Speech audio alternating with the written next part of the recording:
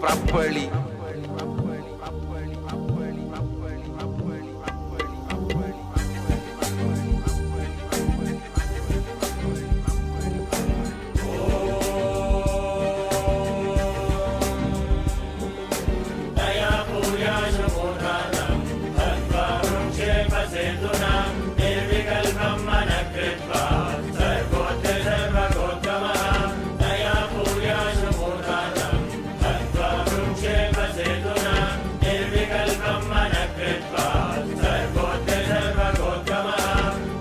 Now, this technique is a two-part. First part, with your open eyes, start visualizing the center of your forehead, means where I have the kumkum, the red dot. Center of that spot in you, means your third eye is open. Your third eye is open. You are looking through that third eye. First few minutes it will be a little difficult, but you will catch it within 4-5 minutes. Let your eyes be open, but look through your third eye. Second step, close your eyes.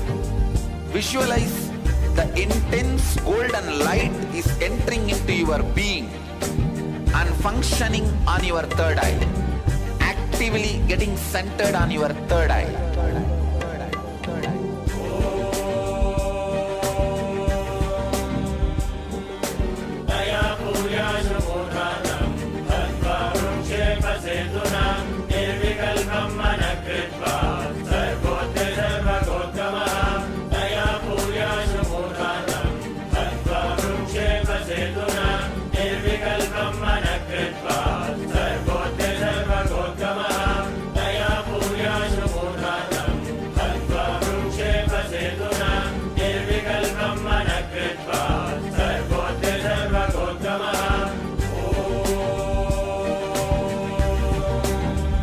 Understand, the first step is visualizing. You are looking through your third eye and look through your third eye to my third eye.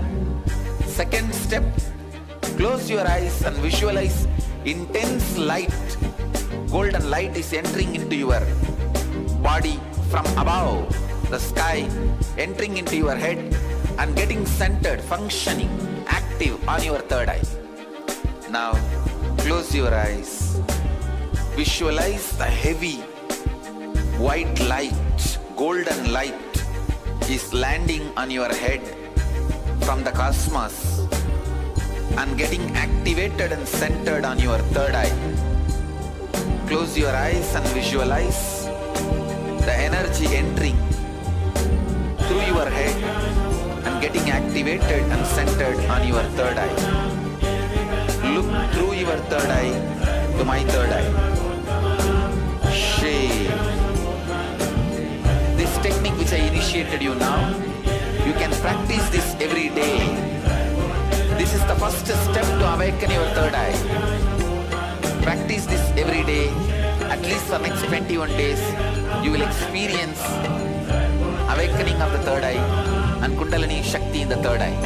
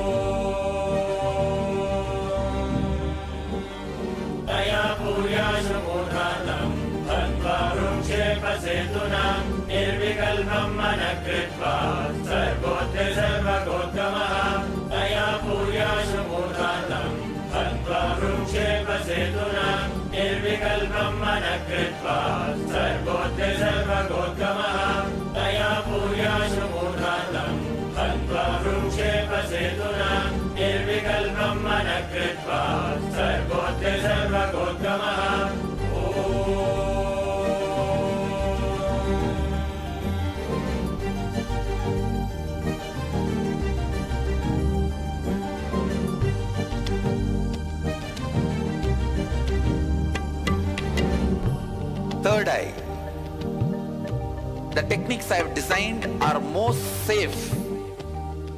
To tell you honestly, I have not even designed this technique. I took it from Shiva's, Mahadeva's teachings to Devi. I took it from that and organized it. Only the permutation combination is my contribution. Otherwise, the original technique is from Shiva's. I have taken this techniques, organized it. It is time-tested, foolproof. No wrong, bad, ill side effects. The only side effect is bliss, knowledge and enlightenment. I'll initiate all of you into that process. Listen to the technique properly.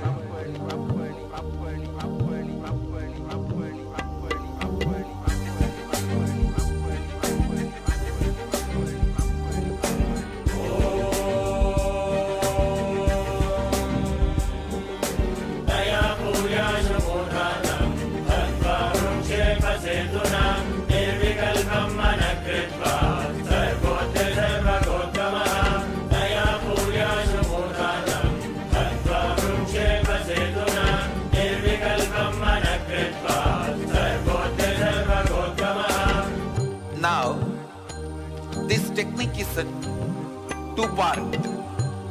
First part, with your open eyes, start visualizing the center of your forehead, means where I have the kumkum, the red dot. Center of that spot in you, means your third eye is open. Your third eye is open. You are looking through the third eye. First few minutes it will be little difficult, but you will catch it within 4-5 minutes. Let your eyes be open, but look through your third eye. Second step, close your eyes. Visualize the intense golden light is entering into your being and functioning on your third eye. Actively getting centered on your third eye.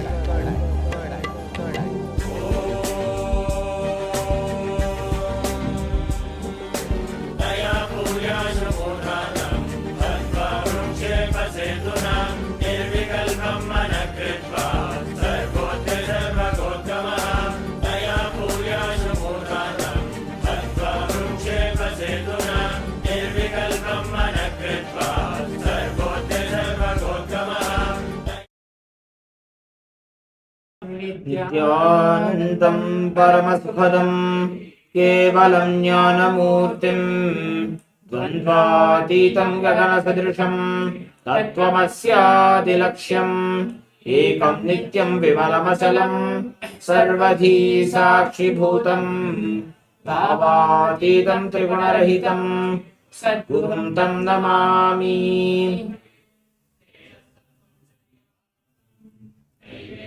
Nityananda, we welcome all the Paramashivoham Level 1 and Level 2 participants for this extraordinary new session, new season itself, entering into the new era of the Paramashivoham.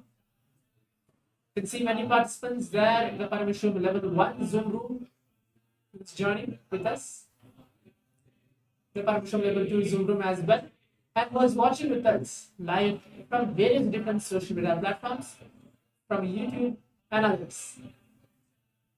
Just an introduction to Paramashivoham. Paramashivoham is a 21-day free online program to raise us to the superconscious breakthrough, to make us experience that we are Paramashiva. All of us can experience Paramashiva, no matter whoever we are. Either we are a male or a female, either whatever problems we have, whatever situations or patterns that we are suffering with, whatever problems we are suffering with, we are Paramashiva. This program is all to make us experience that yes, I am Paramashiva. Ultimately, each one of us are Paramashiva. For the next 21 days, each one of us are going to be guided by the Supreme Pontiff of Hinduism directly to learn various different powerful cognition sessions, power manifestation, internalization exercises, various different kriyas, meditation techniques, processes. Ultimately, for us, when we go back after 21 days, we will be Paramashiva. So rest assured, for each one of us, we are going to be Paramashiva for the next. We are going to learn how to be in the space of Paramashiva, how to live like Swamiji. The 21st day, you will live as Swamiji, radiating as Swamiji, going back as Swamiji. So right now, what are we going to do in the first session? This is the first session for the Paramashivoham Level 1 and the Level 2 participants. It's going to be the introduction to power manifestation, demonstration to the powers itself. Most of you, I can see many participants who are already been attending the past season are coming back again and again into the new season of the Paramashivoham. Many of the participants might know about the power manifestation, might even be experienced manifesting one or two powers. But some of you are even new, entering into the Paramashivoham newly, and who have no idea about what are powers, why powers, and why we should manifest powers. So this is just an introductory session and the demonstration of yes, powers are real and each one of us can manifest. So let me give a just brief introduction to power manifestation. Swamiji very beautifully tells the quality of Paramashiva, the quality of being Shiva, the quality of being the Swamiji who he is. Many of us, just giving an example, back in 2003, 2004, Swamiji himself has manifested the power of healing. He is very fond to heal thousands, millions of people just by a single touch. That is a power. Swamiji himself has demonstrated the power of third eye, ability to keep the eyes closed and able to see everything. Swamiji himself has been experienced the power of body scanning, ability to scan your own body, give healing to your body, see what is happening into your body, heal others as well. Swamiji himself has manifested the power of remote vision just by sitting in one place, able to see the whole globe, what is happening, why it is happening, how to change things when it happens. So in the Vedas and Agamas, which are the source scriptures of Hinduism, there are more than 463 plus powers revealed by Paramashiva himself. Now Swamiji, it's not after 1978 where Swamiji was born and all these powers were found. Not at all. But back 16,000 to 18,000 years back, all these powers existed, being manifested. You know, like the masters, Ramana Maharishi, Raghupati Yogi, Upama, various different gurus who have trained Swamiji, who has been there, has been manifesting all these 400 plus powers. But due to the course of time, all these powers, it's not existing and we don't know about it. The science has been lost. Swamiji, who is the current 1008 incarnation of Paramashiva, came down in the human form for each one of us to make us experience the superconscious breakthrough. To make us experience, we are Paramashiva. Each one of us can do the same what Swamiji is doing. As a beautiful quote, in one line, Swamiji will tell, I am not here to prove I am God. I am here to prove each one of you are God. Each one of you are Paramashiva. That is why Swamiji is here in the same human form as we are. We might think, oh, Swamiji is God. Yes, Swamiji is God. He knows healing. He can speak various spiritual truths. He can manifest powers. Or he can, whatever blessings he gives, he can become reality. And we are not on the same level. No, not at all. There is a very wrong idea that each one of us are carrying. This very program, Paramashivoham, is for us to change that very thought current. That yes, I can do the same thing as what Swamiji is doing. I can manifest my own reality. Today, the first day, we're going to learn for the Paramashivoham Level 1 participant, we're going to learn about Kalpatru, manifesting your reality. How to manifest your reality the way you want. So we can learn to manifest our reality and to manifest others' reality as well. We can do the same as how Swamiji is doing. We can heal others. We can manifest others. We can see, ability to see things blindfolded. Ability to do consciousness over matter. Means ability to move something just by your will. Ability to read others' mind. Ability to scan others. Ability to see in a distance. For example, you're sitting in America, you can see what is happening in India. Everything, all these are just few powers which I'm mentioning, but there are 200 powers which each one of us can manifest and will manifest. So this is just a basic introduction to the science of manifestation. So let me get into the detail. What are we going to do first? We're going to manifest the power of body scanning. But just before that, what are powers? How we should learn about powers? How we should manifest powers? And are we actually capable of manifesting powers? For the meantime, if any participants have any doubt, please be free to leave your message on the platform in which you are watching or in the Zoom chat, so that we will be able to answer and guide you step by step into this introduction session to power manifestation.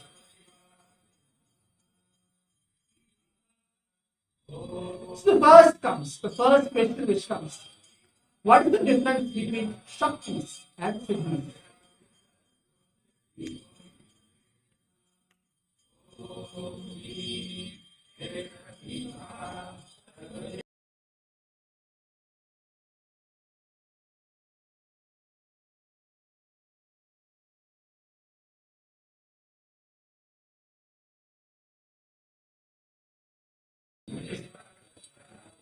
So entering to the first topic, what is the difference between Shaktis and Siddhis? Let me give the definition of Swamiji himself, what Swamiji will tell. Shaktis are for us where we manifest powers from the space of enlightenment. Okay, from the space, from the state, from the being of Paramashivoham. Shaktis are also powers. Okay, we manifest. So sometimes we get initiated, we manifest here and there, but it is not permanent. It stays. Sometimes even we don't know when it manifests, when it does not manifest. And it is just in the path of your enlightenment, but it is not going to lead you towards enlightenment. But Shaktis are not like that.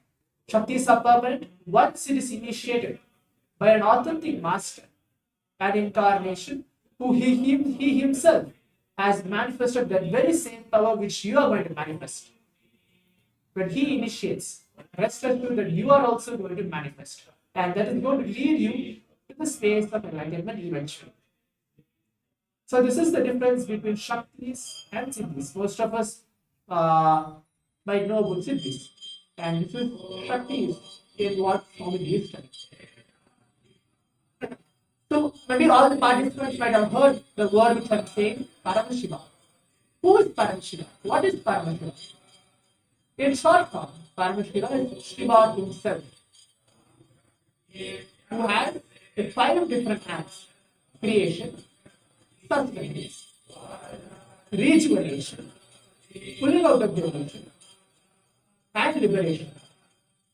He does the 5, which is called Panchakritya in Sanskrit. Paramashiva himself does this 5 acts continuously, even now. Even now the creation happens. In the whole world, whichever part of the world each one of us are. Some of us are from China, some of us from Singapore, some of us from America, some of us even from India. Paramashiva does these 5 acts continuously. Creation.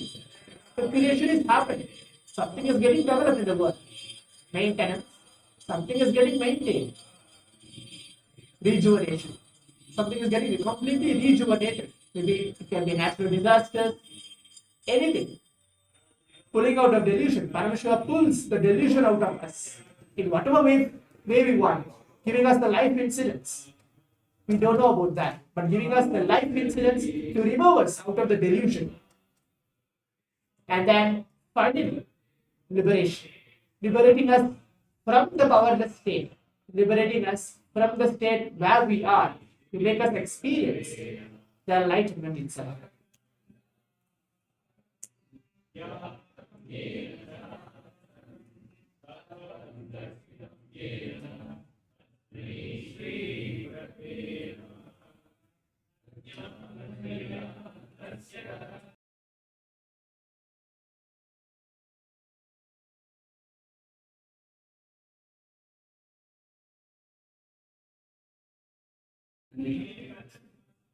Yes.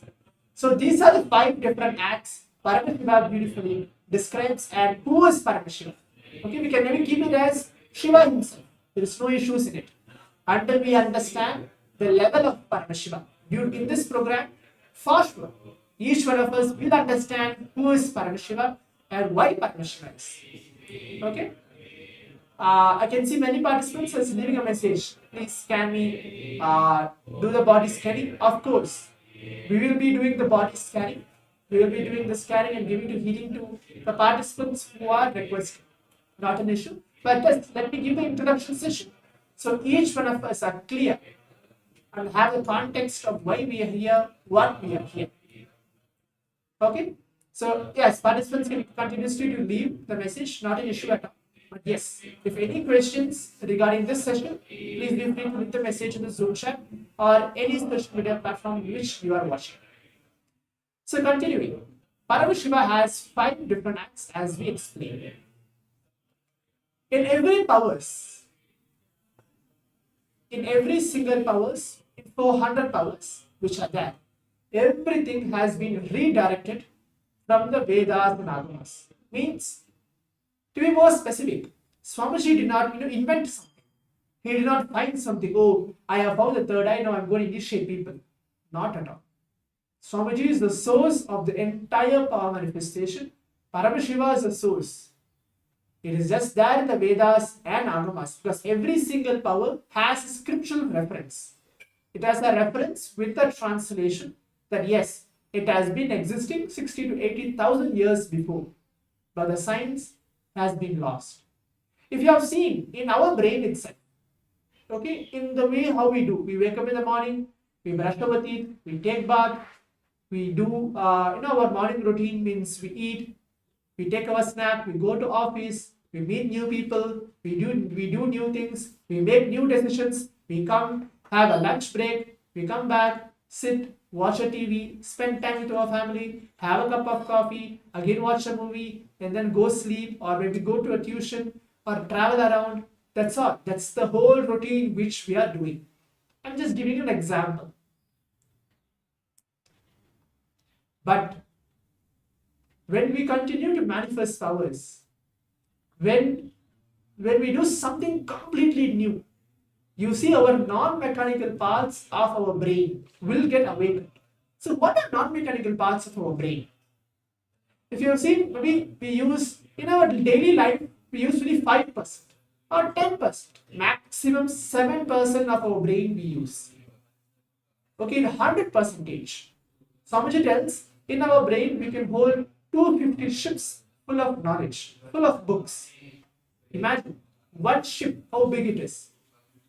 250 ships full of books can be inputted, we can hold that much of knowledge, that much of books into our brain. Here we use only 5 to 7% of our brain in whatever activity we are doing. It can be any software work, it can be any technical work which we are doing. But when we manifest powers, when we do healing, when we do meditation, when we do unclenching, it is scientifically proven our brain capacity moves to 20 to 25 to 30%.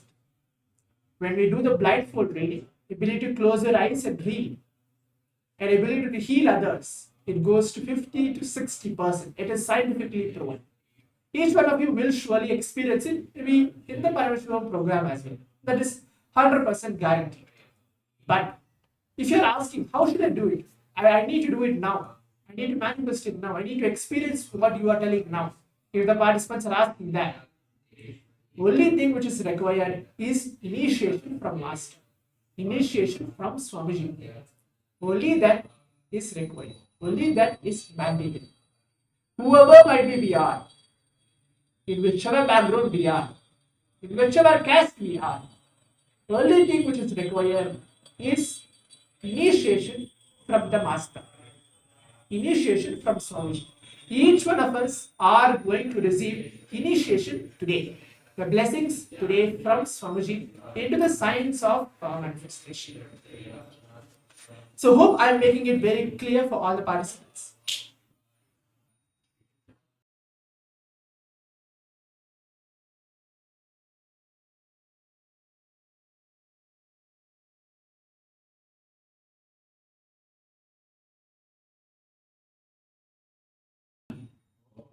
Yes.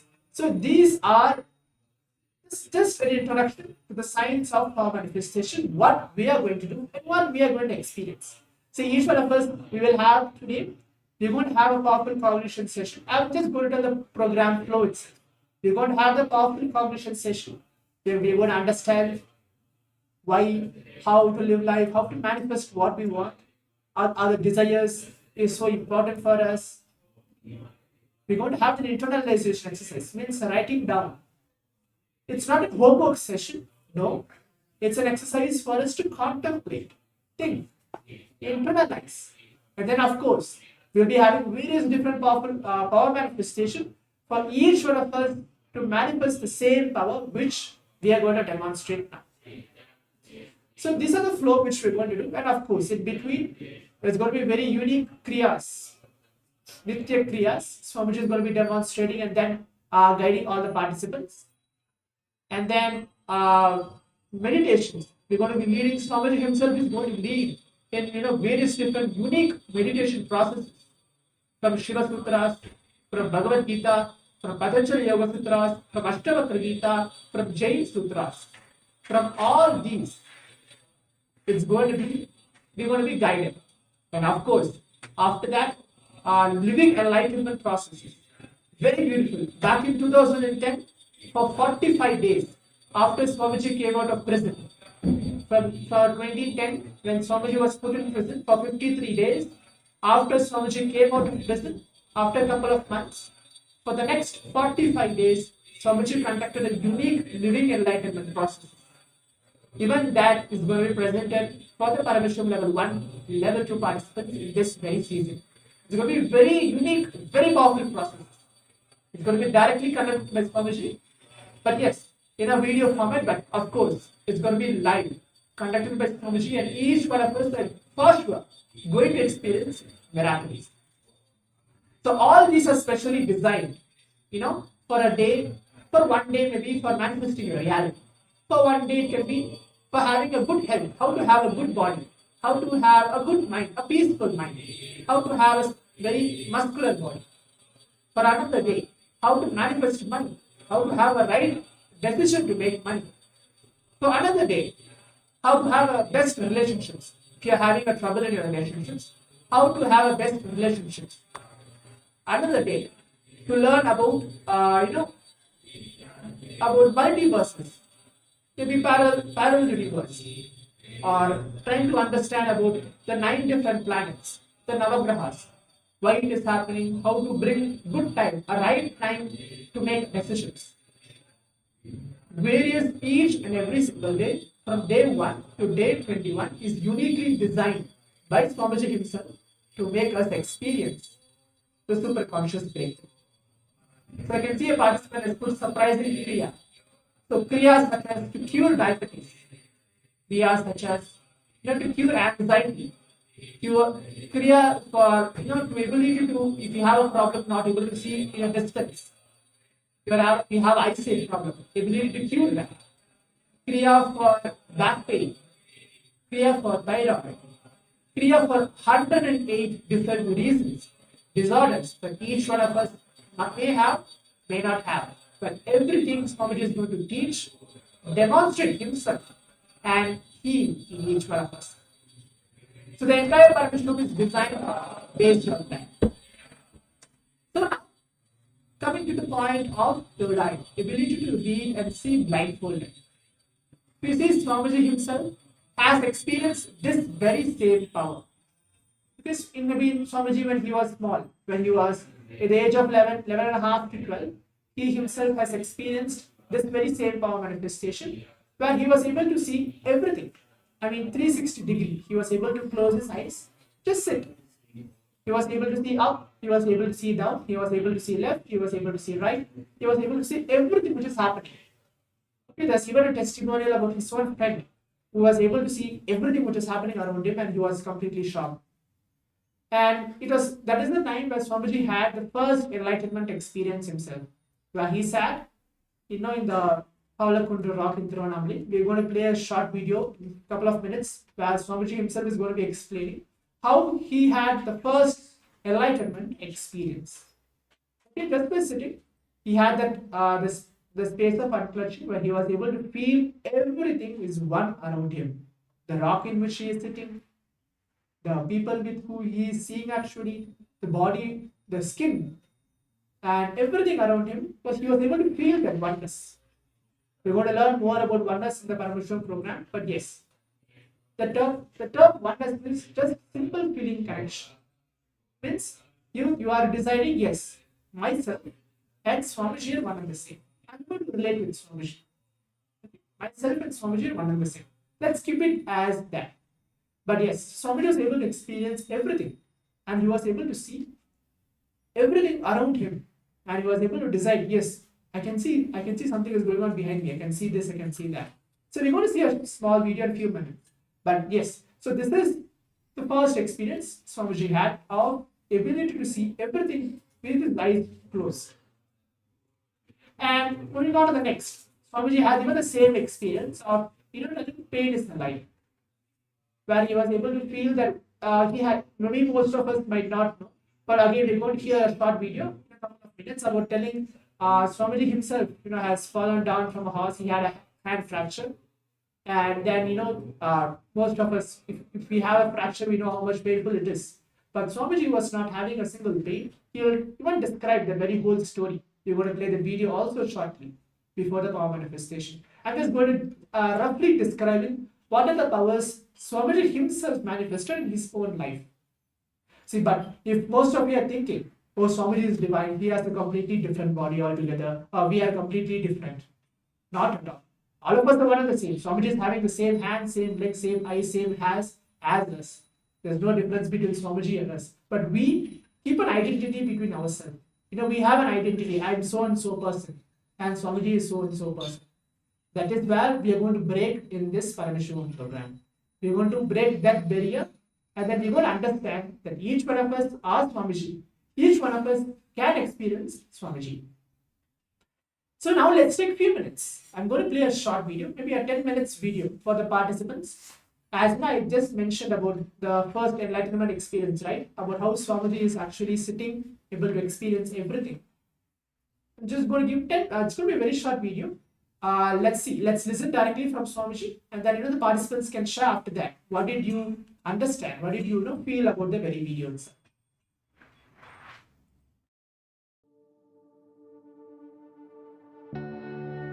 On the Vaigasi Visagam, Vaigasi month, Purnima Tithi, Visaga Nakshatram, one fine evening of a full moon day, Vaigasi month, Visaga Nakshatra, Paurnami Tithi, Subramania's enlightenment day. As per the tradition, he appeared from the third eye of Mahadeva. When I completed 11 and aging into 12, no school at that time. Usually this May, June, no school. So usually this summer time I will go and sit in the temple or the hill. Around 4:30 to 6:30, maybe you can say this is the Sandhya time.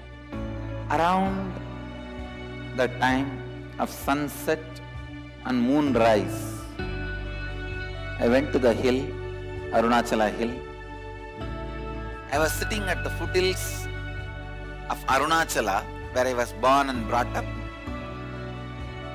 Whenever I find time, I'll go and spend time in that space, in that area, because Devi became enlightened there.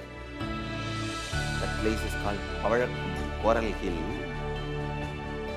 I can say in a way the whole ambience was so calm, so beautiful.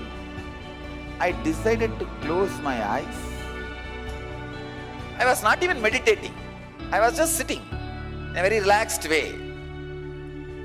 Those days, I started practicing the self-enquiry. Who am I? Sometime I may feel from where the thoughts are rising. That is thought as taught by Annamalai Swamigal. An enlightened being, enlightened master, who is a disciple of great incarnation, Ramana Maharshi. Once I closed the eyes, the intensity of my yearning started taking over me. I just felt, what is it I am seeking?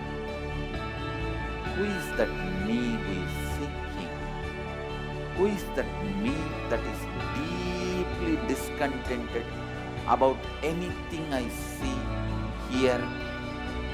Who is that who is deeply discontented even about my own existence?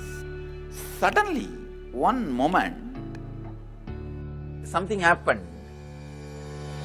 Like I'm being sucked inside, pulled inside. Suddenly something opened in me. Something broke inside this Anandaganda area. Literally opened. The first thing happened is that idea inside and outside broke. Means now I know who is the experiencer. Life, alive, being present in everything, experiencing. दिव्यं ददामि ते चक्षुः पश्य मे योगमैश्वरम्. The first experience is that I was able to see everything around me, above me. I started seeing the whole 360 degree. I could see literally all the sides. 360 degree this side and 360 degree this side. 10 direction. Above and below, side, everything I could see without turning my head, without opening my eyes. My eyes was closed. I realized not only I was able to see, I was able to feel, experience how much I am alive inside my skin. The same frequency, the same depth I was feeling I am alive outside my skin, everything, in everything. That whole 360 degree is me. The skin of the stone on rock on which I was sitting and the skin of this body both carry me equally. In both I exist equally.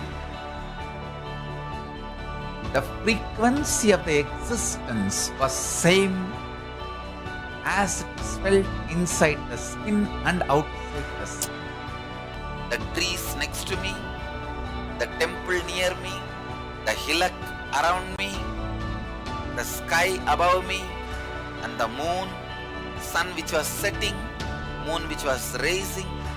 I felt I am alive in everything around me. The whole Arunachala hill, all the plants, bush, shrubs,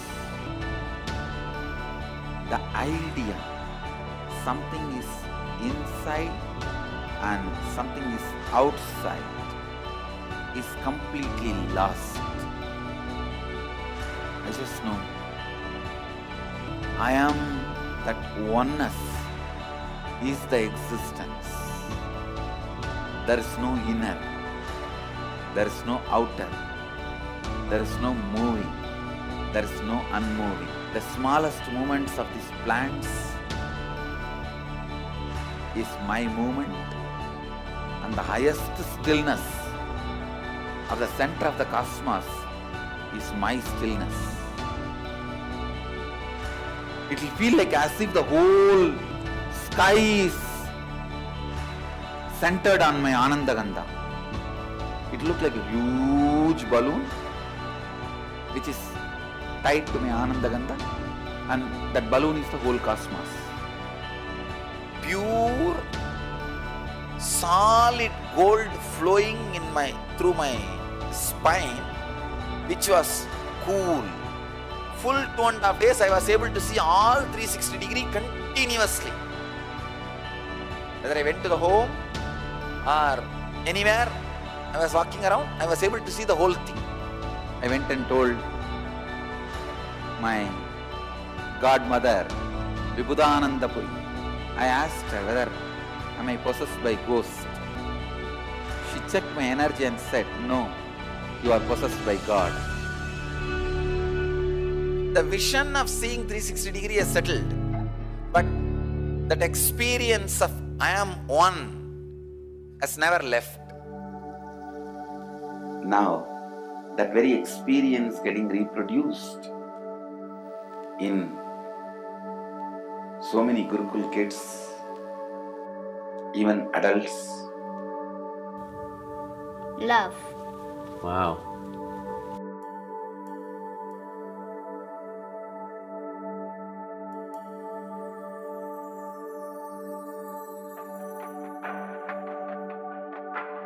He's wearing a grey jacket. His name is Boris.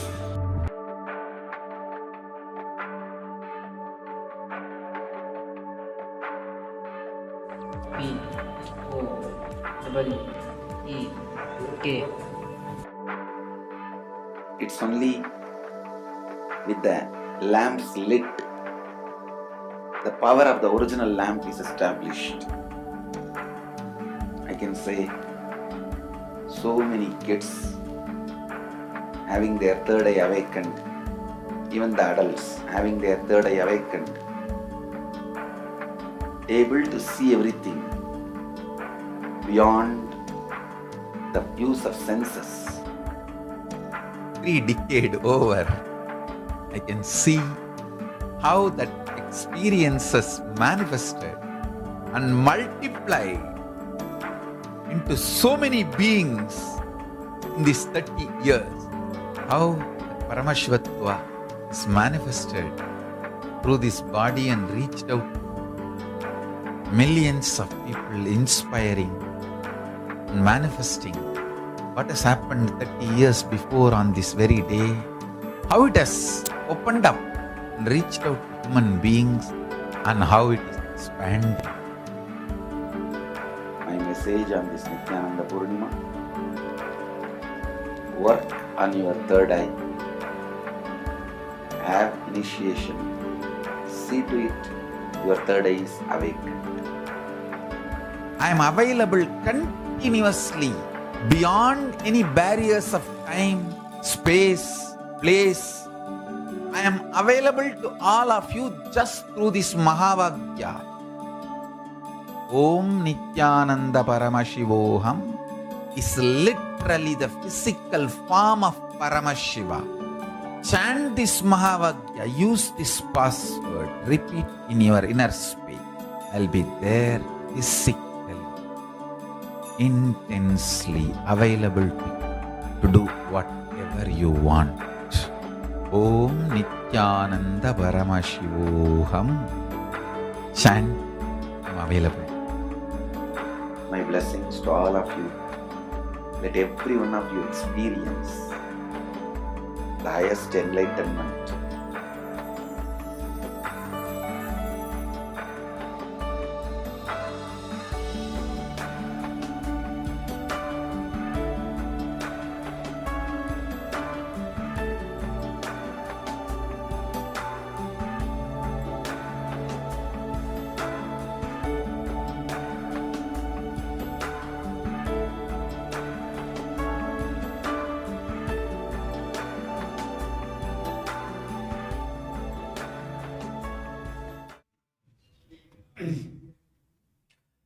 Yes, that was a very beautiful video.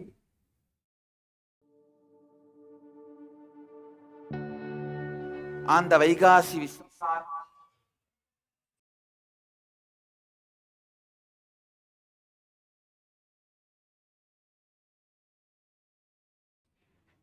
Sorry for the technical glitch. Yes, so that was a very beautiful video directly by the Supreme Pontiff of Hinduism on his first enlightenment experience.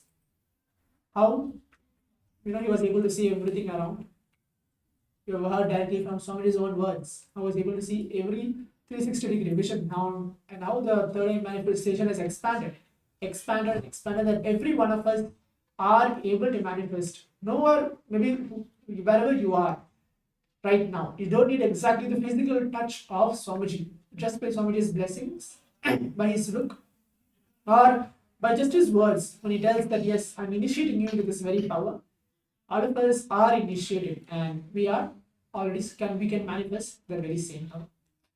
So we can just maybe take 1 or 2 minutes for the participants to tell what do you feel about the very video itself, about the very video that we saw where Swamiji himself experienced. The last very word he said, that very password for each one of us, for us to manifest powers, is to chant the Mahavakya, Om Nityananda Paramashivoham. That very Mahavakya is powerful, energized by Swamiji. You can try it. It does not need to be even later on. Even now, the participants can try. Maybe just sit for 2 minutes, or 1 minute, or just sit, close your eyes, and just try chanting the Mahavakya and see what happens to yourself. It is not my own words, it is Swamiji's own words.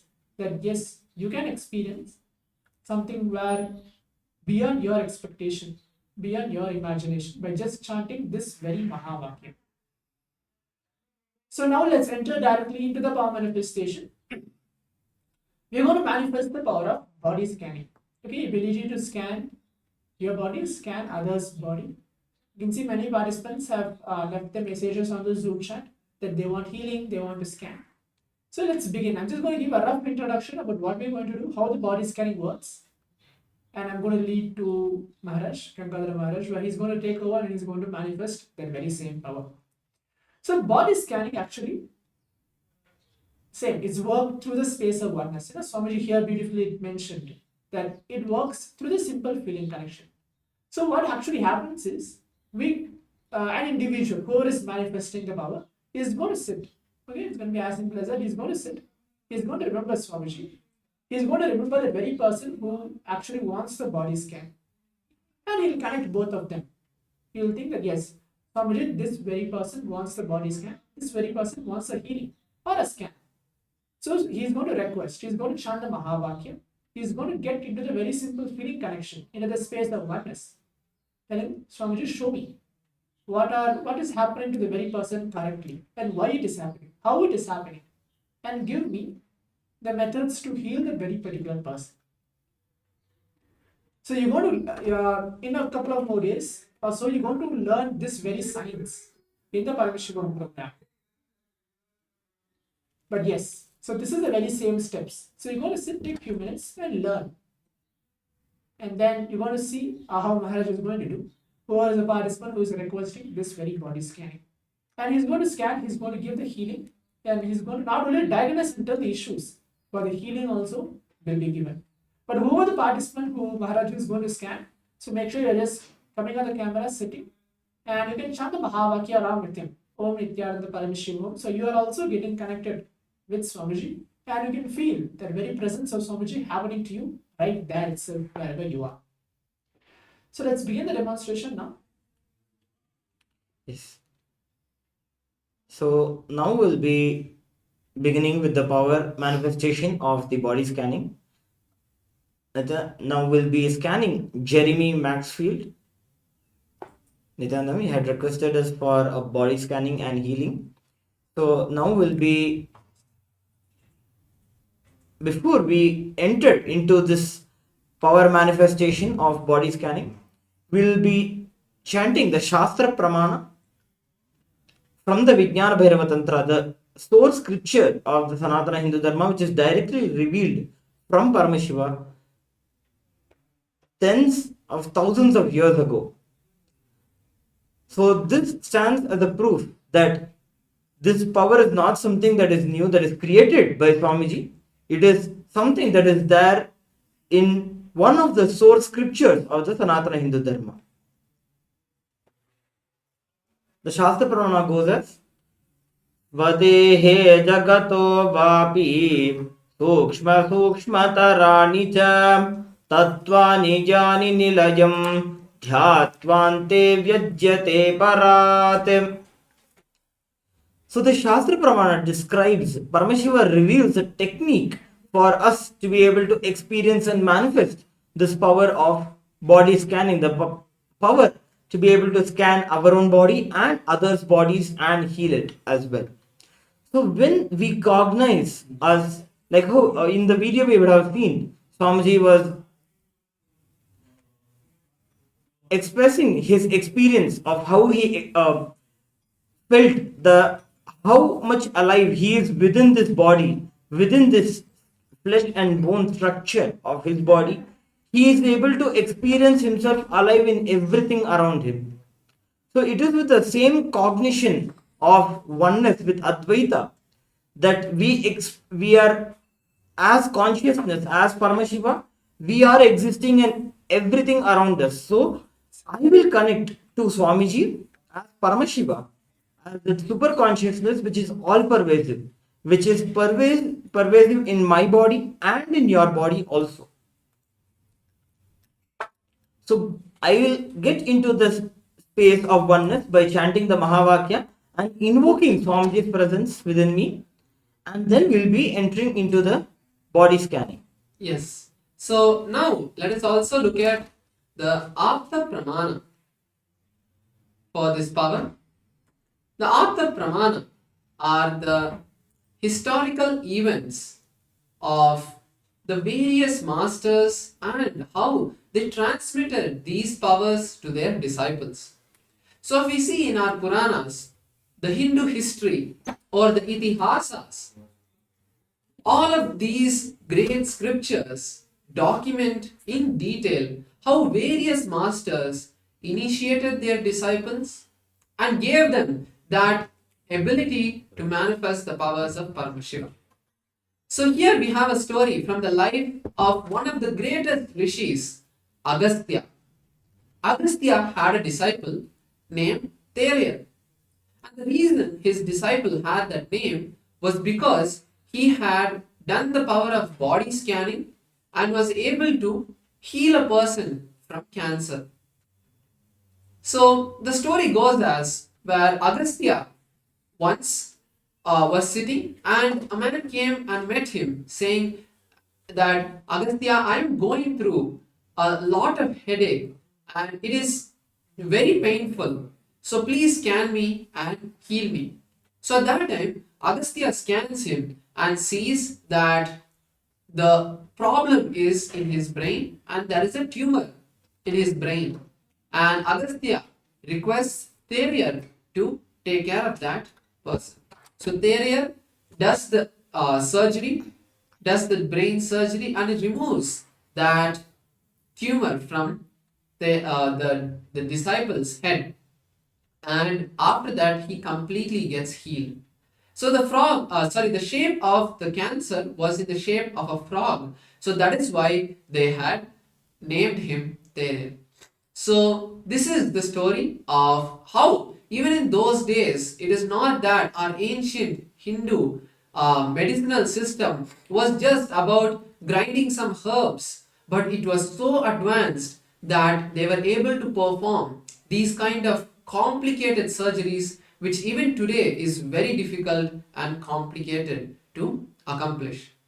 So now let us also look at Swamiji's own experience, where Swamiji himself shares how he went beyond the pain, how he did the body scanning on his body, and how he manifested this power. Still, there are many things I don't understand. I wanted all of you to know. I tell you, I promise, Sun is a witness. Still, I do not know what is pain. I can't visualize or grasp the idea of pain. I imagine, based on many different inputs all of you gave me, I myself do not know pain. Even when I had this fracture, it was compound fracture. Compound fracture means both the bones have become three-piece. And some even become pieces. If you're an orthopedic surgeon, you will know both the bones are broken completely, and there was one small bit. So one became three, another one became two, and one came out also through this hole. Through this hole, it came out. The bone came out. Horse riding. I was riding the horse. One fellow, actually, I was riding the horse. It was going very politely for 5-6 days. The fellow was very nice, and we were getting comfortable.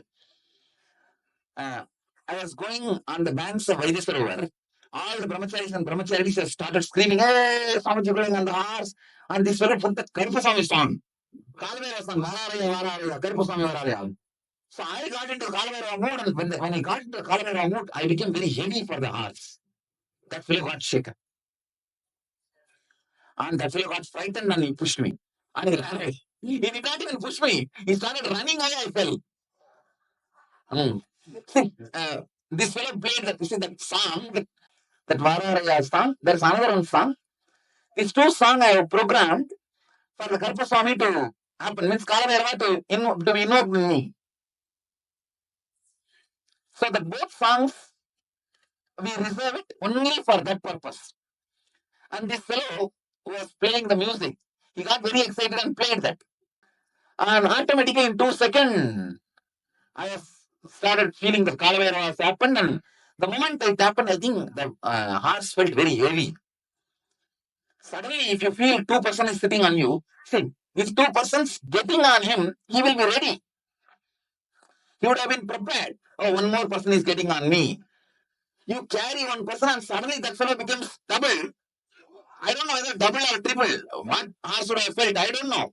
Suddenly, what would have happened to him? He got frightened and started running. Running, so I fell and broke the. The whole thing is video recorded actually. The security camera has captured. Not even 1 second I was on the floor. I just got up and said, I think there is a fracture. Let's go to our hospital. And I sat in the car. The whole thing is video recorded. And 7 o'clock I had the fracture. Till 2:30, no anesthesia, no painkiller, nothing. I was just sitting with that. Because I was demanding the hospital, you do the surgery, directly I have to see. I don't want anesthesia. You do the surgery directly. I want to see what is happening. And they said, no, you are a high profile case. If anything happens to you, we are responsible. We can't touch without giving anesthesia. I said, no, then I will not allow surgery. Then they went and spoke to their MD, and then I called the MD and said, all right, if you are not going to do the surgery this way, call and talk to all the doctors, top doctors and hospitals in Bangalore. Which doctor is ready to do surgery for me without anesthesia? I will get it done only by him. But I want to see what is happening. Then they tried. One doctor finally agreed. Yes, I will do without anesthesia. Because he has the conditions and all that. When I went to the hospital, he said, okay, he will do. The moment he saw the X-ray, he said, no. He said, see, by seeing the hand and seeing my face reaction and everything, he thought maybe one small hair crack. The moment he saw the X-ray, for this, I cannot do without anesthesia. But time is passing. It has to be done within 24 hours. I think, am I right? 24 hours is the time? So 24 hours. And they said, finally, all doctors have said, no, we can't do without anesthesia. Then I said, all right, then what can be done? Do whatever way you want. But I told them, even if you give anesthesia, I'll come out and tell you guys whole thing as you, whatever you did. Whatever you did, I'll come out and tell. Then they gave the anesthesia and 2 plate, 53 screws inside 2 plate, and 53 screws are there inside, and 50 stitches, I think. 50 stitches. And the doctor said that usually when they drill into the bone, even under anesthesia, people will scream, it seems. They will pull the hand and scream. So when they were drilling the screws, only twice the word came out, Namah Shivaya, that's all. Nothing. Even in the anesthesia. Twice, Namah Shivaya, over. And after the surgery also, no painkiller, nothing. Nothing. Within 48 hours, I think I was back to satsang. First day, I had the fracture, 7 o'clock. That day surgery. Next day I came to satsang, or next day? Next day. So third day I came to satsang. Morning satsang. No pain. I tell you, even now, existentially, I don't understand pain.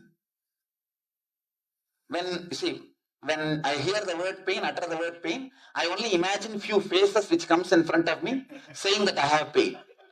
No, that is that only I make out what is pain.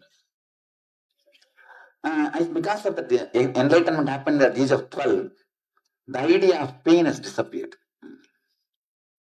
Mommy, Mm. do you remember you said that when it first happened, you felt like a cool feeling, or it felt light, or you? No. It was not cool. It's like a heat from the navel. Ambulance was rushing for repairing. The emergency supply of Kundalini energy. From navel it went. The automatic repairing was going on. So when they received the signal, they may not be able to repair it by themselves. So they were at least protecting it till the repairing happens. Like automatic first aid. How did I feel under anesthesia? So actually, I could see very clearly. For example, if you sit for a long time, one part of you will feel numb now. Like a leg becomes numb. Like that, I saw this area become numb. That's all. But I could see everything happening. My eyes are closed. I could see everything happening. Only this part was numb. That's all. Yes.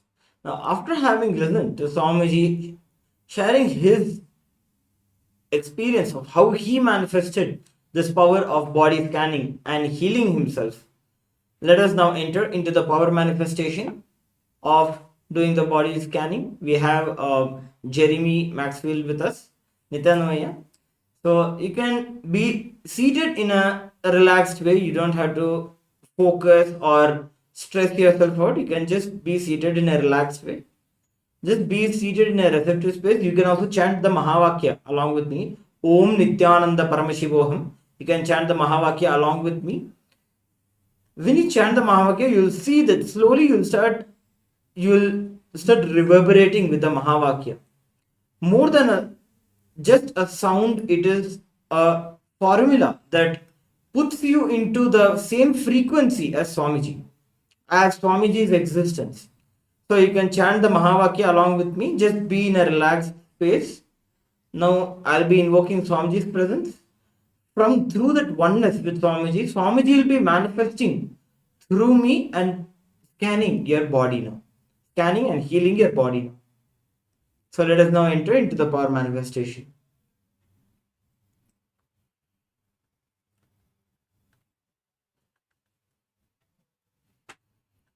Om Nityananda Paramashivoham. Om Nityananda Paramashivoham. Om Nityananda Paramashivoham.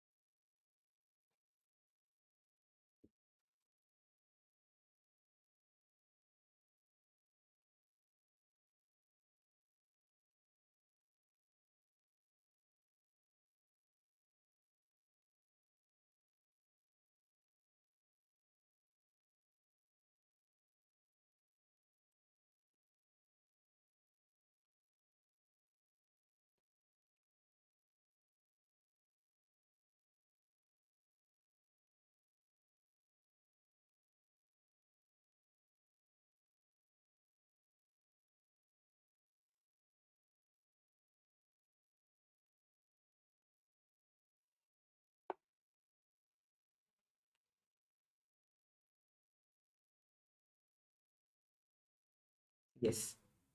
So Swamiji has revealed that first thing, that is that there is a lot of heat in your body. When Swamiji scanned through your body and saw, first thing Swamiji revealed was there's a lot of heat in your body. Like your body is more of a pitta type body. In Ayurveda, there is a term used, like there are three types of bodies. One is Vata, Pitta, and Kapha. And your body is more of Pitta type. There's a lot of heat in your body, due to which many times you feel very dull or lazy during the day.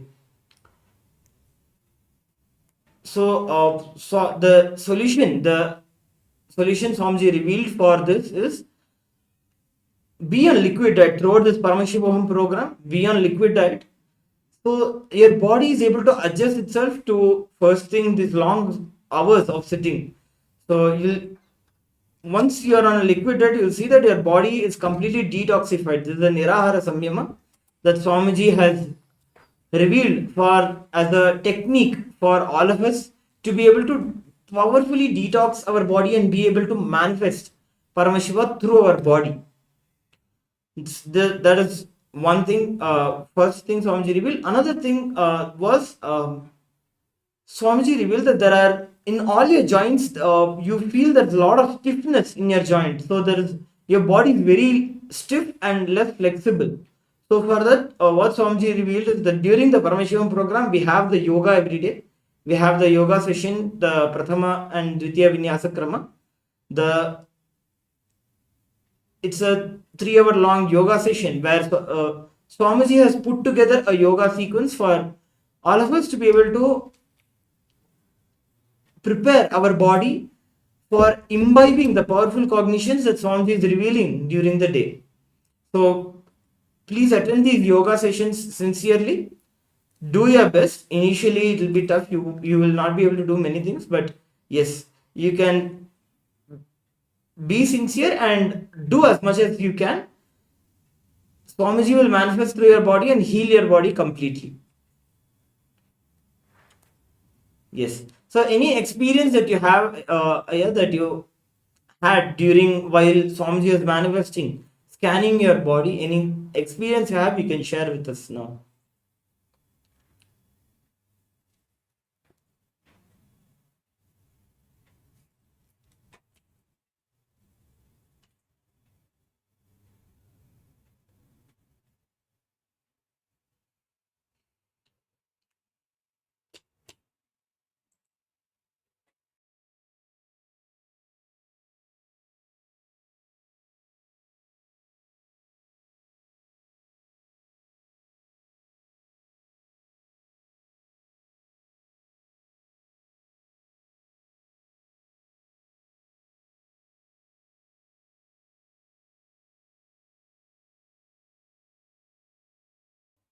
Yes, you can unmute and share your experience now.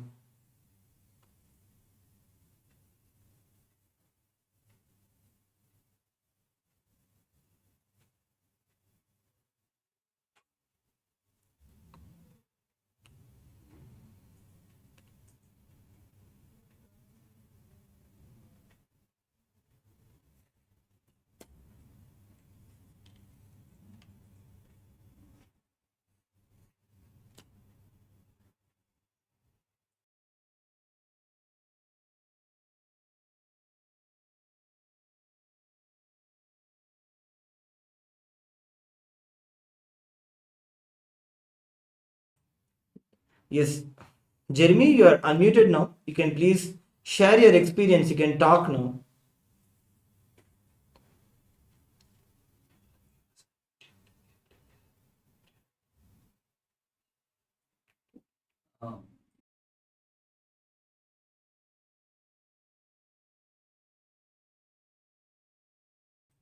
Yes, so actually, Jeremy Maxwell had shared that I could feel Swamiji's energy. That's beautiful, Aya.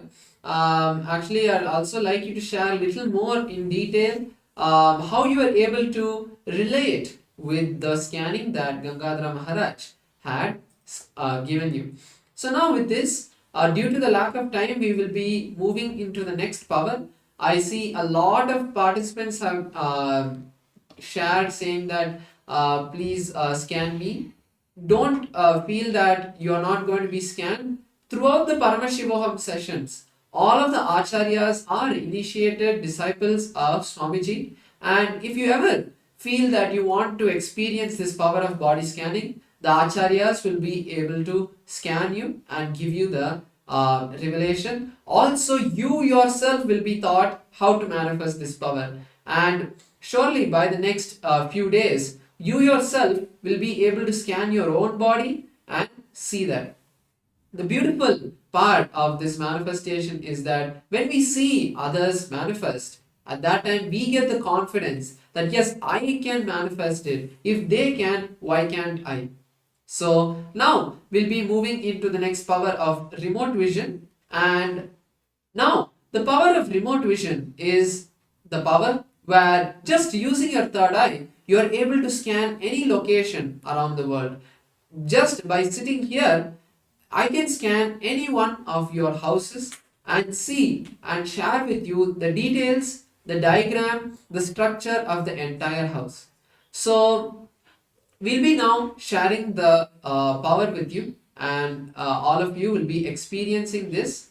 And first, before we move into the power manifestation, let's once look at the Shastra Pramana.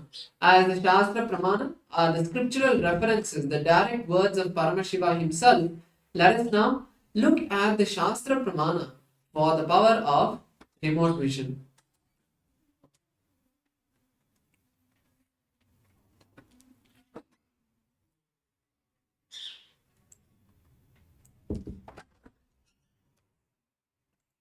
So the Shastra Pramana for the power of remote vision goes as Vyomakaram Swamatmanam Dhyaye Digbhiranavritam Nirashrayachidi Shaktihi Swarupam Darshaye Tada.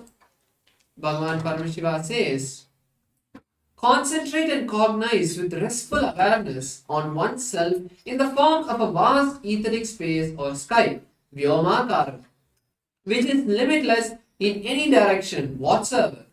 Thus, this Chiti Shakti, the power of consciousness, freed from all the bondages, reveals and manifests herself in the form of one's essential nature or self.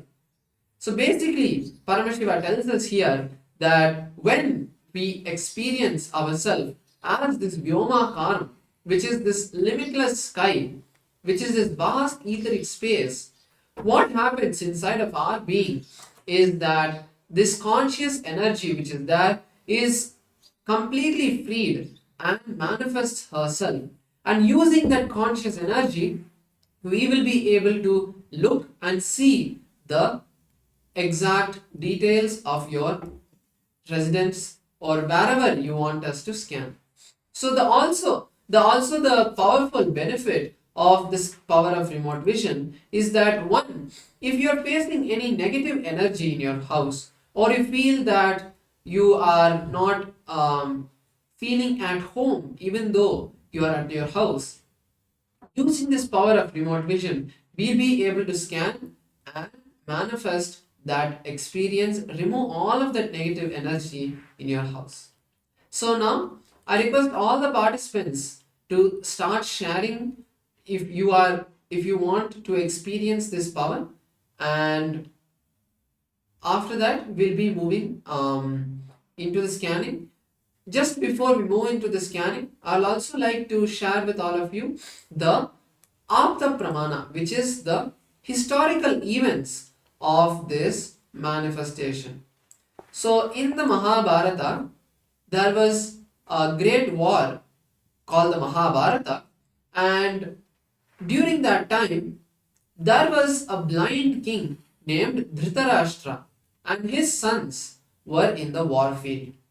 So at that time Dhritarashtra could not see, and because of that he wanted to know what was happening in that war. So at that time his trusted charioteer named Sanjaya gets initiated into this power of Dura Drishti and Dura Shriti, which is being able to see at any distance what is happening at any distance, and being able to hear as well what is happening in any distance.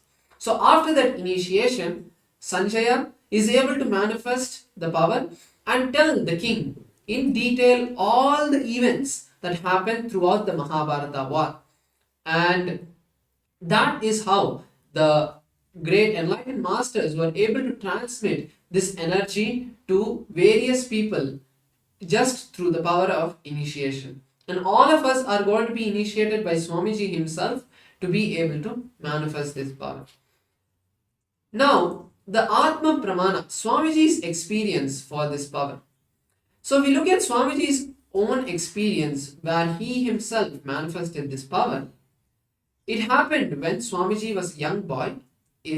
Under his guru's guidance, he manifested this power. So Narayana Swami Tata was one of the gurus of Swamiji, and he taught Swamiji the science of Aushadha, which is the science of alchemy.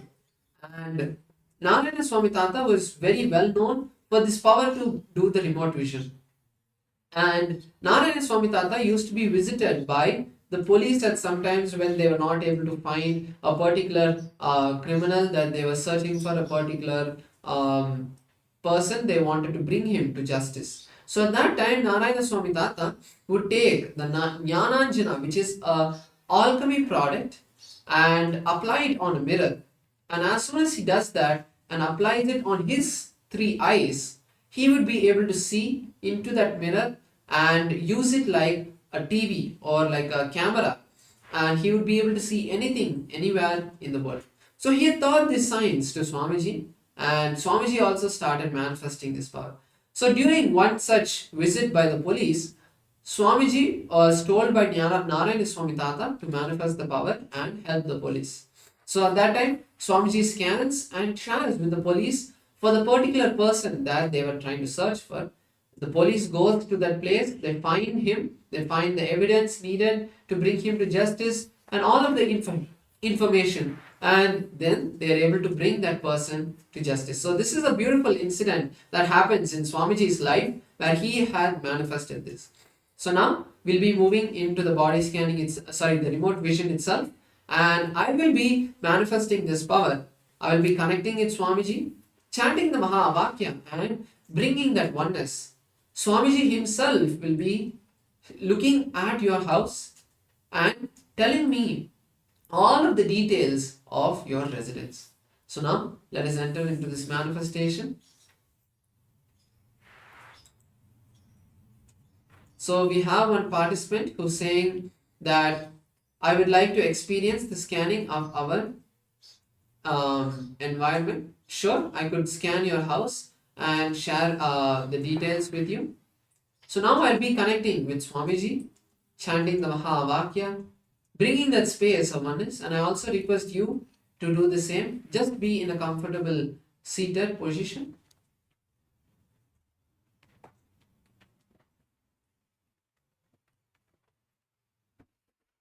Om Nityananda Paramashivoham. Om Nityananda Paramashivoham. Om Nityananda Paramashivoham. Om Nityananda Paramashivoham. Om Nityananda Paramashivoham. Om Nityananda Paramashivoham.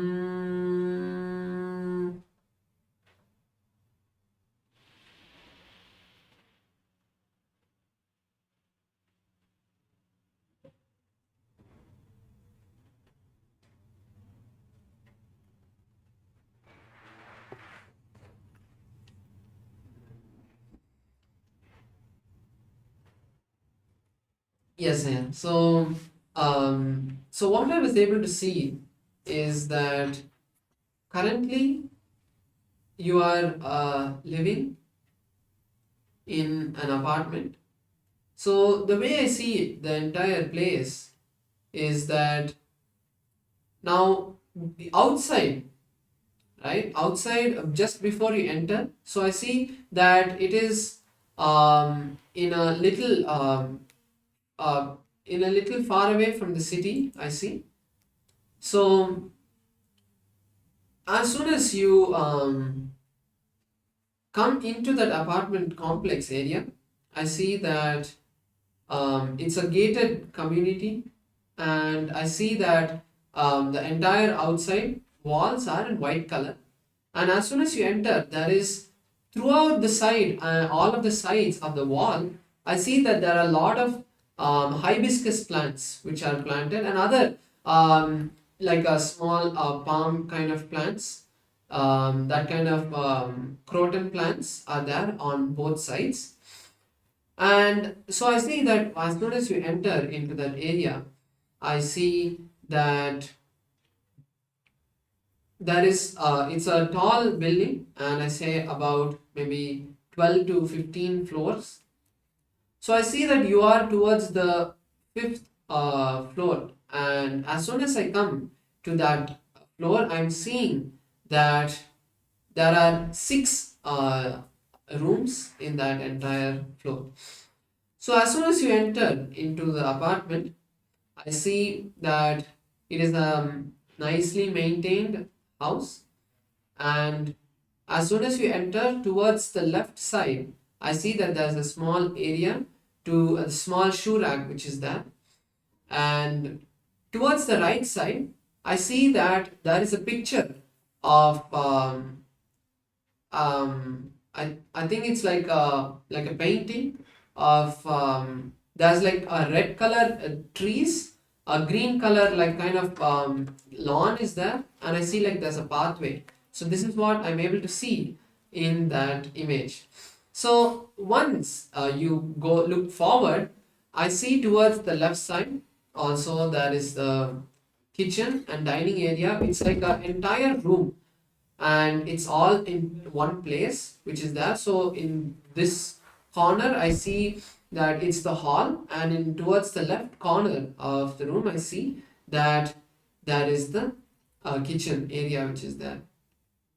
So now I see the entire interior is in a sort of pinkish color, and I see in the center of the ceiling under in the hall, I see that there is a like a not chandelier, but it's a kind of a more decorative light which is there, which is connected to the fan. That kind of decorative light is there, and I see that the sofa which is kept in this hall, I see it is in a dark brown color.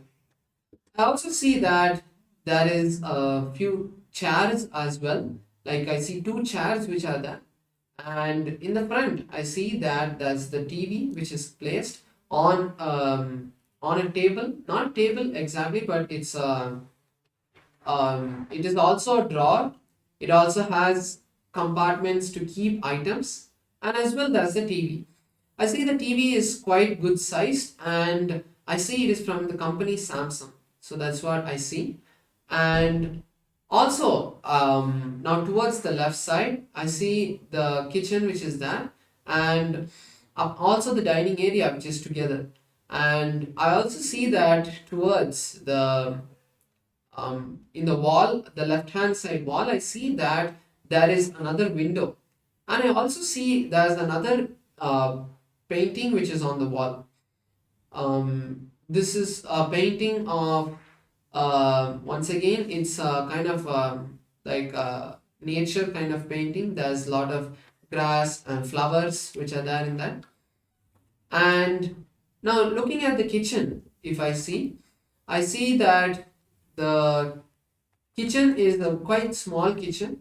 It is in L shaped, and towards the wall you have the stove which is there, and then towards the corner I see there's the wash basin. The entire counter is in black color, and I see there's the drawers which are there. All of those are in light brown color. So apart from this, towards the front, if you just turn opposite, I see that there's a gray color fridge which is kept, and also I see that next to the kitchen, I also think there's a washing machine which is placed.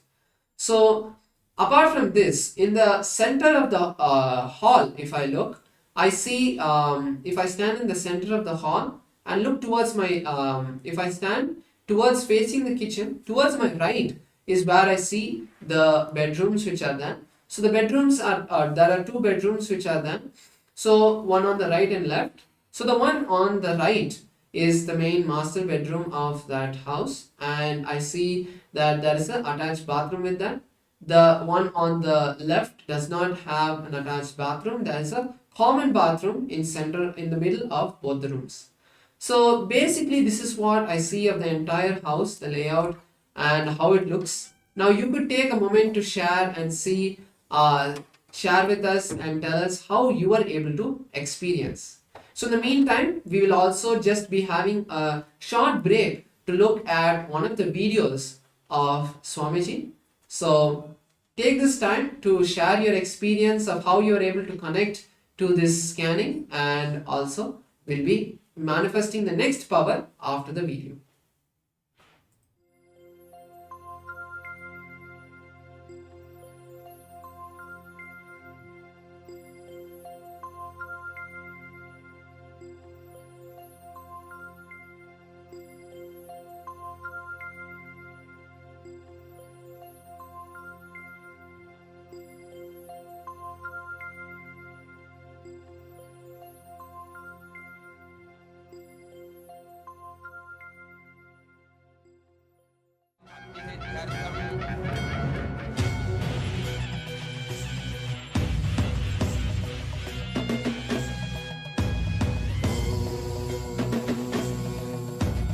राजाधिराजाय प्रशक्यशालिने नमो वयं वै श्रवणाय कुर्महे क्षमे कामाय मह्यं कामेश्वरो वै श्रवणो ददातु कुबेराय वैश्रवणाय महाराजाय नमः சனடி போற்றி சிவன் சேவடி போற்றி நேயத்தே நின்றடி மலனடி போற்றி மாயப்பிறப்பருக்கும் மன்னனடி போற்றி சீரார் பெருந்துரையினம் தேவனடி போற்றி ஆராத இன்பம் அருளும் மலை போற்றி ஈசனே சிந்தை கவர்ந்த நேசனே நீ வருவாய் பூவோடு கனிகளை கொண்டு உன்னை பூஜித்தோ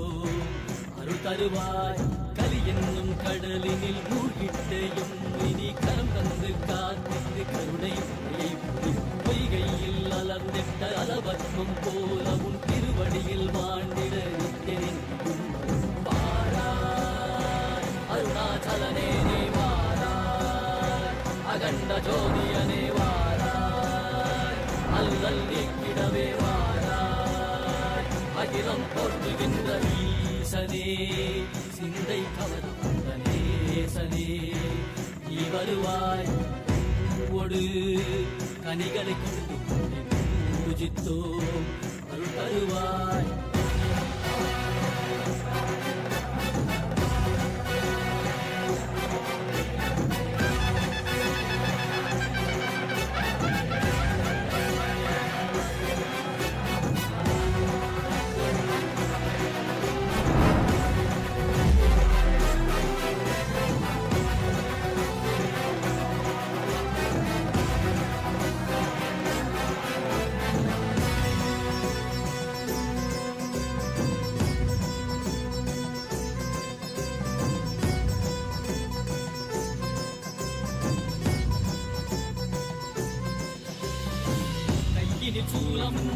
மெய்யினில் வில்வமும் நிறையா கடல் நீர் குடியோடு தரிசனம் அருளவா செம்பொன் மாட சிற்றவை தனிலே சிந்தை கவர்ந்த உன்னை சிக்கன பிடித்தேனே மண்ணும் புகழ் பெறும் நான் வரை நாயகா மதியில் நிறைந்திடுவாய்.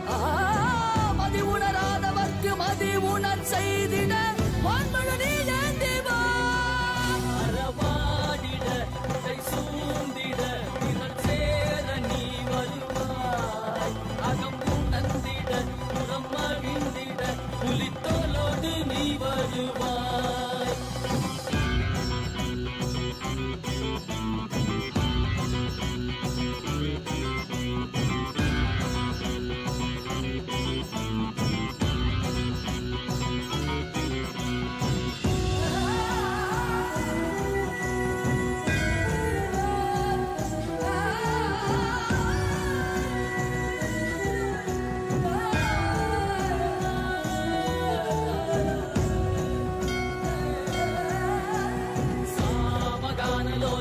विमुक्ति कारणे नादिकेश दिव्य ब्रह्मरूपने मीनाक्षि शक्ति सहित सुन्दरेशने अण्णामलै उदित नित्यनन्दने चित्त अचित्तெல்லாம் முன்னாலே இயக்கும் முன்னாலே உந்தன் கண்ணாலே சிகையில் அணிந்திட்ட மதியாலே மதியின் மொழியாலே தெளிந்திடும் வழியாலே ஜீவன் முக்தி பெற விழைந்தோமே திருவடியை தொழுதோமே.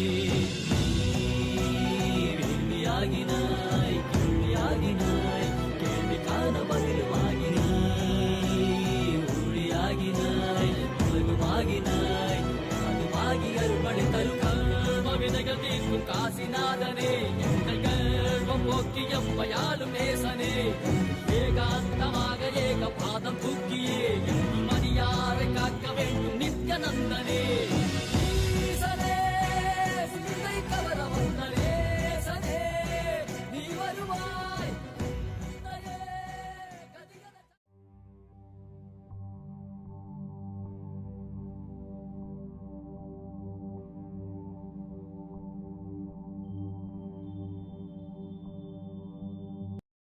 आनंद परमशिवोऽहम् ॐ नित्यानंद परमशिवोऽहम् ॐ नित्यानंद परमशिवोऽहम् ॐ नित्यानंद परमशिवोऽहम् ॐ नित्यानंद परमशिवोऽहम् Yes. So thank you so much for sharing about all of the details. And now with this, we'll be moving into the final power of this manifestation, which is the power of consciousness over matter. The power of consciousness over matter is a beautiful power, as you have the ability to move anything, to bring your consciousness and command any object, any matter to do what you want. The logic behind this power is that you are Paramashiva, and when you connect with any matter, you have the ability to move it, whether it's your hands or a car which is there in front of you, or it is your entire bank account being filled with wealth.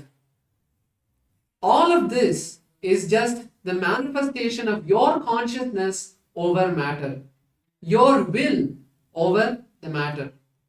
So a very, very direct example of this power, where we can see it in our day-to-day life, is through the manifesting it on our own hands.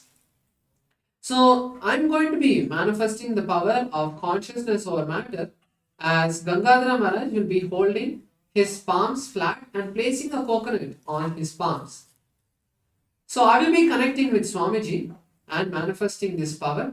And I request all of the participants as well seated with us to also take a moment to get maybe an apple, an orange, a tomato, something which is round, and place it on your palms. So we all will be experiencing this power together. And just before we move into the manifestation, I would like to share the Shastra Pramana for this power also. So the Shastra Pramana, the scriptural reference for this power, comes from the Vijnana Bhairava Tantra. And in the Vijnana Bhairava Tantra, the sutra, the verse number 120 gives us the meditation, the technique to manifest this power. Paramashiva here says, Kvachid vastuni vinyasya shanir drishtim nivartayet tajnanam chitta sahitam devi shunyalayo bhavet. The translation is, having fixed one's eyes on a particular object or vastu, one should slowly withdraw the sight from that object as well as slowly eliminate the knowledge of that object along with the thoughts and impressions. Then, O Devi, one abides in Shunya, the state where there is nothing other than this exists, which is the state of all inclusiveness or infinity. So now, let us manifest and enter this round of the power manifestation. And I can see all of the participants, you are holding something in your palms. That's really great. And now Gangadhara Maharaj also will be holding the coconut. So this power of consciousness over matter, when we express it and we are able to see it happen in our own palms, then it creates that trust, it creates that belief and cognition inside of us that yes, this power is manifest, we ourselves can manifest this power and all of us can experience it. So now, let us begin the manifestation. I'll be connecting with Swamiji and chanting the Mahavakya. Om Nityananda Paramashivoham. Om Nityananda Paramashivoham. Om Nityananda Paramashivoham. Om Nityananda Paramashivoham. Om Nityananda Paramashivoham. Om Nityananda Paramashivoham. Om Nityananda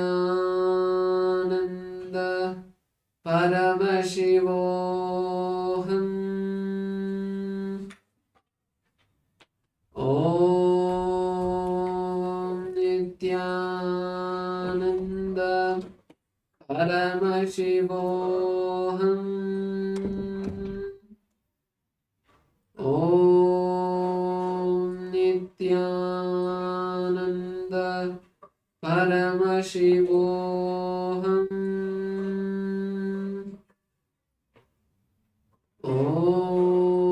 Om Nityananda